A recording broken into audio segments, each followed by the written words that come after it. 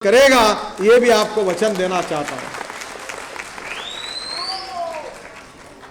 मैं कल मध्य प्रदेश में था और मुझे मालूम था आज की बात हो रही है, तो मैंने मध्य प्रदेश के मुख्यमंत्री जी से चर्चा की और उनने मुझे कहा कि मध्य प्रदेश में जितने मछुआरा है, जिस प्रकार से किसानों को हम 0% ब्याज से कर्जा उपलब्ध करा कर देते, उसी प्रकार से मध्य प्रदेश के किसानों को 0% ब्याज से कर्जा उपलब्ध करा कर देंगे। मछुआरों को किसानों को जैसा मिलता है वैसे मछुआरों को भी 0% इंटरेस्ट से कर्जा मिलेगा। मैं आपको, सुषमा जी और मैं, हम दोनों यहां उपस्थित हैं और आपको वचन देता हूं कि हमारी सरकार आने के बाद स्वतंत्र डिपार्टमेंट ऑफ फिशरीज बनाया जाएगा। उसके लिए अच्छा प्रावधान रकम रखी जाएगी और हम ये कोशिश करेंगे कि ये व्यवसाय विकसित होने के दृष्टि से, इसमें निर्यात बढ़ाने के दृष्टि से, इसमें नए रोजगार निर्माण करने के दृष्टि से, चाहे समुद्र में हो, चाहे नदियों में हो, चाहे बांधों में हो, टेक्नोलॉजी है, विज्ञान है, तंत्र विज्ञान है, फिशरी साइंस है, इसका उपयोग करके हम इन 4 करोड़ से ज्यादा आबादी को हम किसी भी स्थिति में 2 साल के अंदर गरीबी रेखा से बाहर निकालकर उनके जीवन को सुसह्य बनाने की कोशिश करेंगे।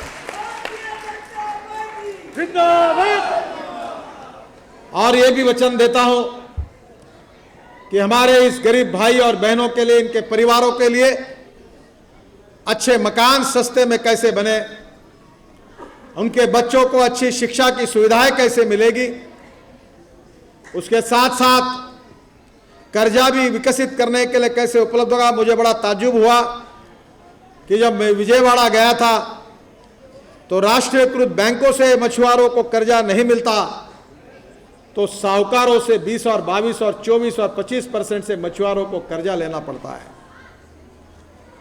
जो हमारे नेट है, जो हमारी फास्ट मोटर बोट्स है, इसमें डीजल लगता है और समुद्र में 30 नॉटिकल मील के अंदर जाने के लिए अच्छी अच्छी बोटें लगती है, अच्छे अच्छे साधन लगते हैं। मैंने इन सब बातों का अध्ययन किया, ये रिपोर्ट पढ़ा है। आपको जो जो सुविधाएं चाहिए, जो जो आपके लिए आवश्यक होगी, वो सुविधाओं के साथ आपको बोट लगेगी, नेट लगेगा, डीजल लगेगा और ये खरीदने के लिए आपको बैंकों से लगभग 0% इंटरेस्ट पर हम लोग किस प्रकार से लोन मिलेगा, इस बात की भी कोशिश करेंगे।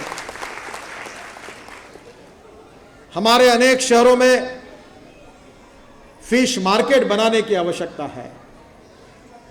इसकी मार्केटिंग की अगर सही व्यवस्था होगी तो आपको सही रेट मिलेंगे।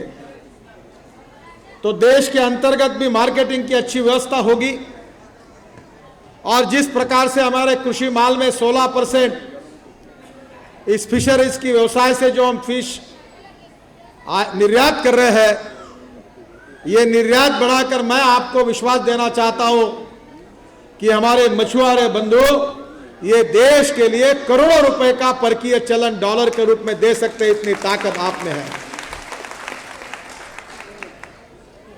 हम इस समाज के सामाजिक आर्थिक चित्र को बदलना चाहते हैं। हम समाज के, मछुआरे समाज के बेरोजगारों को रोजगार देना चाहते हैं। जो गरीबी रेखा के नीचे है उनको रोटी, कपड़ा, मकान, स्वास्थ्य की सेवाएं, शिक्षा की सेवाएं, घर की सुविधाएं देकर उनका जीवन सुसह्य बनाना चाहते हैं और इन शोषित पीड़ित समाज को समाज के मुख्य धारा में मान और सम्मान के साथ उनको साथ में लेकर हम देश को आगे ले जाना चाहते हैं। मेरा विश्वास है कि आप सबके सहयोग से यह सपना निश्चित रूप से पूरा होगा। पर यह सपना अगर पूरा करना है तो आप सबको भारतीय जनता पार्टी का संगठनात्मक और राजनीतिक विस्तार करने में योगदान देना पड़ेगा। यह हम उसी समय कर सकते हैं कि जब दिल्ली में हमारा शासन आएगा। बहनों और भाइयों, अब तो ये यूपीए की सरकार इंटेंसिव केयर यूनिट में जैसे किसी सीरियस पेशेंट को शामिल किया जाता है, वैसे इस सरकार की हालत है। लोग तो कह रहे हैं कि आने वाला पार्लियामेंट का सेशन शायद इस सरकार के जीवन का आखिरी सेशन हो सकता है, मुझे पता नहीं। पार्लियामेंट की नीति क्या होगी ये तो सुषमा जी तय करेगी, पर आज सरकार की हालत खस्ता बनी हुई है। इस सरकार ने भ्रष्टाचार के सब रिकॉर्ड तोड़ दिए हैं। केवल सीएजी ने कहा उसके अनुसार 2G स्पेक्ट्रम, कॉमनवेल्थ गेम और कोलगेट, इन 3 कांडों का अगर उपयोग किया जाएगा तो 4,38,000 करोड़ का भ्रष्टाचार हुआ है। 31 लाख करोड़ रुपए विदेशी बैंकों में काला धन है। अगर इसकी टोटल की जाए तो 25,38,000 करोड़ रुपए होते हैं। मैं तो सोचता हूं कि कहीं 5,000 करोड़ रुपए भी मछुआरे समाज को मिल जाएंगे तो इस समाज का तकदीर बदल सकता है।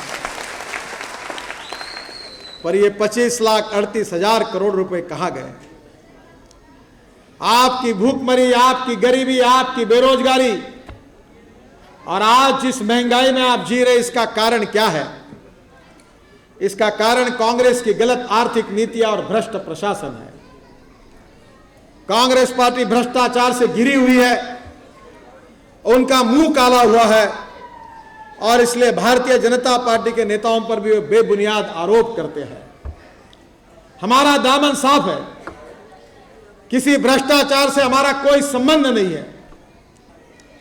और दीनदयाल उपाध्याय जी ने जिनको अंत्योदय का विचार हमको दिया है, वो समाज के शोषित पीड़ित गरीब लोगों का कल्याण करना, यही भारतीय जनता पार्टी की राजनीति के 21वीं सदी के राजनीति का मिशन है। और इस सपने को पूरा करने के लिए,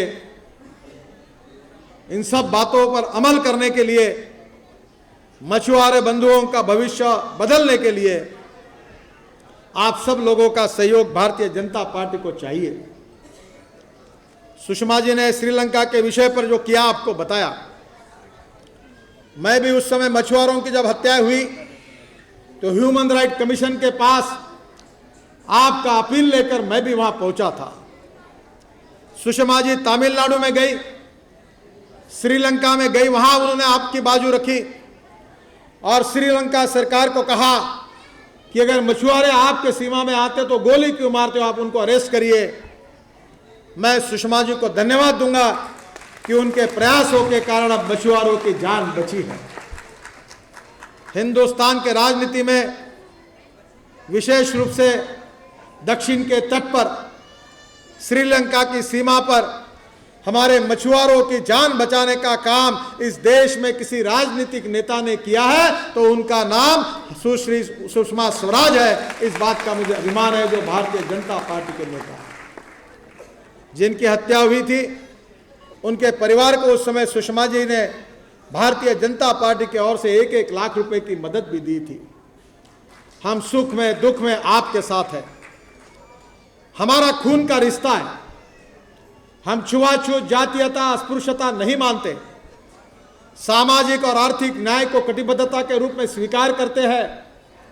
इस समाज में कोई जात, पंथ, धर्म, भाषा और लिंग के आधार पर कोई बड़ा नहीं है, कोई छोटा नहीं है। हम सब एक समाज के अंग है। हमारा इतिहास, हमारी विरासत, हमारी संस्कृति एक है। हमारा खून एक है। हम एक भारतीय परिवार के अंग है, चाहे वो मछुआरा हो, चाहे बुनकर हो, चाहे कामगार हो, चाहे किसान हो, चाहे मजदूर हो, हम एक है। मेरा विश्वास है कि इसी भावना के साथ एक बहुत अच्छा ऐतिहासिक कार्य की आज शुरुआत हुई है। मछुआरों के जीवन के इतिहास में ये पॉलिसी डॉक्यूमेंट एक नींव का पत्थर होगा और मेरा विश्वास है कि हिंदुस्तान के मछुआरों का इतिहास बदलने के लिए ये डॉक्यूमेंट बहुत उपयोगी होगा। मैं फिर से एक बार डॉक्टर प्रकाश मालगावे जी को, मुरलीधर राव जी को, हमारे इस सेल के सभी प्रमुख लोगों को बहुत बहुत धन्यवाद देता हूँ, बहुत बहुत अभिनंदन करता हूँ। और आपके राज्यों में जाकर एक एक मछुआरों के घर तक पहुंचकर हमारी डिमांड क्या है, हम क्या करना चाहते हैं, इस विचार को प्रभावी रूप से पहुंचाने का कार्य आप सबके द्वारा आपके राज्यों में, आपके गांवों में आप प्रभावी रूप से करोगे, यह विश्वास व्यक्त करते हुए आप सबको बधाई देकर मैं अपना भाषण समाप्त करता हूं। धन्यवाद। जय हिंद। नमस्कार।